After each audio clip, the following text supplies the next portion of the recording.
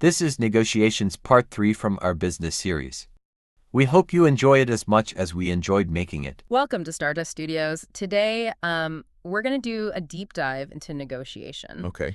And we're basing this off of some really cool insights from the University of Michigan. Nice. Yeah. You'd mentioned, wanting to kind of get up to speed on this pretty quickly. Yeah, absolutely. As quick as possible. So that's really our aim here, right? To give you some immediately applicable and hopefully even surprising information. That's the goal. So we have materials that kind of go through a 4-stage process. Oh, cool. For negotiation, and this is prepare, negotiate, close, and then perform and evaluate. Okay. So we'll touch on each of those, and we'll also look at some real-world outcomes and even some feelings and emotions involved in negotiation, which I think is interesting. I think that's really interesting. I haven't heard too much about that, actually. Yeah, it's something that I think a lot of people don't really think about. Yeah, not very quantifiable, I guess. Yeah. But our mission today is to try to equip you with some key takeaways to boost your understanding and your confidence when it comes to negotiating. I like it. Let's do it. So to kind of kick things off here, the material kind of starts with this fundamental question. Great. Like, should you even negotiate? Yeah. Like, is this something that's even worth doing? And what's really interesting is they talk about how there was this group of students, Yeah.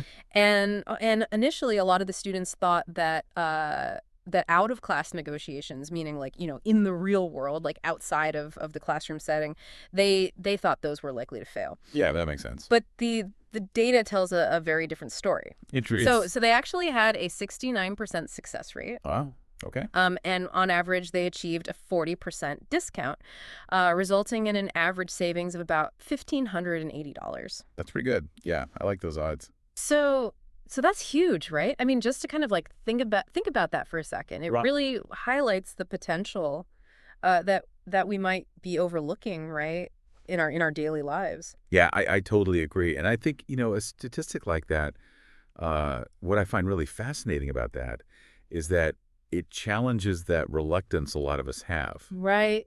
when it comes to negotiating in those everyday situations. Totally.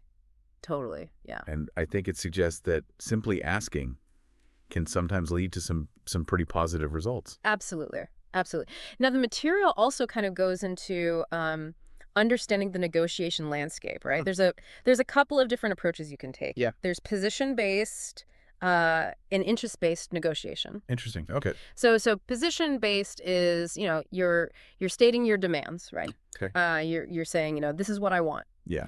Whereas interest-based negotiation is, you're exploring the underlying needs Right. of both parties. Oh. Yeah. So knowing the difference between these can really shape your strategy. So I'm trying to think of a real world example. So like position-based is kind of like, I want this price. Yeah, exactly. Whereas interest-based is maybe more like what are your needs, and how can we maybe find a solution that meets both of ours.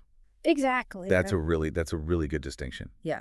And it's really key to kind of choosing the right approach for different situations. Right. Right. Whether you're, resolving some kind of disagreement. Yeah. Or you're making a deal, right? Yeah. Makes sense. So from there, the sources kind of go into some key negotiation strategies and tactics. Okay.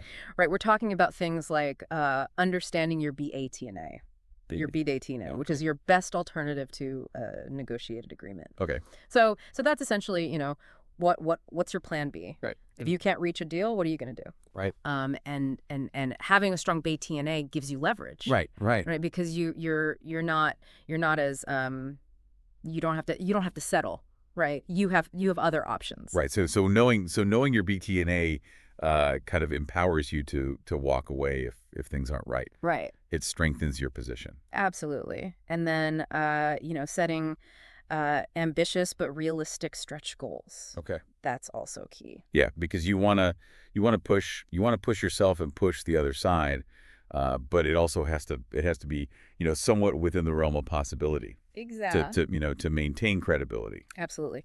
Now, one thing I thought was really interesting is the material also touches on the emotions involved in negotiation. Oh, okay. And it's eye-opening to see the range of feelings that students reported. What were some of them? So they said things like, uncomfortable, embarrassed, terrified, Wow, okay, yeah. hesitant, guilty, weird, strange. Yeah, I mean, those all make sense. Yeah. And then on the flip side, they said things like pleased, delighted, thrilled, Right. happy, good, fun, enjoyable, excited. Okay, yeah. So there's a huge range. So there's this huge range, right? Yeah. And I think it really shows the personal aspect Right. of negotiation. Yeah. I mean, it's not just a logical exercise. Right. You know, I mean, I think our feelings and the feelings of the other party significantly influence how things play out. Totally. So I think recognizing that can help you navigate those situations a little bit better. Yeah, absolutely. Absolutely. Now, the materials also give some real-world examples, which I think are helpful to kind of illustrate these points. Yeah, yeah. I like a good example. So there's one example of a negotiation professor Okay. who was able to successfully save $120 on a big screen TV simply by doing some research, researching prices, visiting different dealers, Okay. and then leveraging a competitor's offer. So this is a good example of the prep stage. Yes. Yeah, that's great. That's the power of preparation. Yeah. Right? Absolutely. But then on the flip side, there's another example of a college professor who actually had a job offer retracted Oh, wow. after sending an email, kind of proposing, some provisions in the contract, Right. like a higher salary, reduced course, new course preparation. Oh, I see. So they kind of overplayed their hand, I guess. Yeah, it kind of backfired. Okay. So I think that example really underscores that, while it is important to negotiate for your interests, Right. it's also important to understand, the potential risks Yeah. and the other party's perspective. Yeah. You can't go in guns blazing all the time. Right. You gotta be tactful, I guess.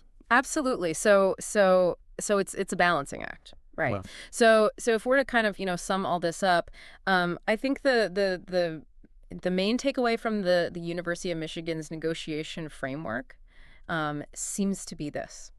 Yeah. What's that? Deciding whether or not to negotiate. Okay. It involves, considering both the potential benefits Right. and the potential risks. Yeah. And also, understanding and acknowledging your own feelings Yeah. about the process. Yeah. That makes sense. And I think that really high success rate that we saw Right. among the students, it really suggests that we should probably be negotiating more often. Yeah. A lot of times it's probably worth it. Yeah, absolutely. Yeah. And I like that the sources kind of take this holistic view. Yes. They're combining strategic thinking with emotional awareness. And that, I think, that provides you with a really good foundation for approaching all kinds of different situations. Absolutely. With more confidence. Yeah. So you see, in negotiation, it's about much more than just haggling. Right. Right.